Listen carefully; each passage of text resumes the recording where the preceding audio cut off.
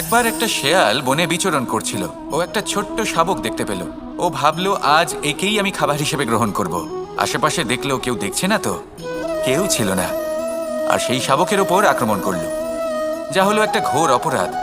বনের নিয়ম অনুসারে আপনি কখনোই শাবকের ওপর আক্রমণ করতে পারেন না। তারপর এই খবরটা যখন রাজা সিংহ জানতে পারলেন, সভার আয়োজন করলেন।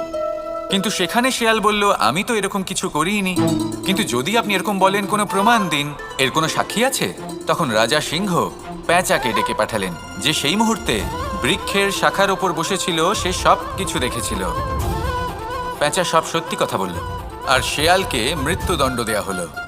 এবার এই কাহিনী আমি আপনাকে কেন শোনালাম? কারণ মানুষও কখনো কখনো এরকম কর্ম করেন যা শিয়াল করেছে। এটা ভাবেন কেউ দেখছে না, যখন আমি অনুচিত কর্ম করতেই পারি। কিন্তু না, আপনি যাই করুন না কেন, কেউ না কেউ অবশ্যই তা দেখছে।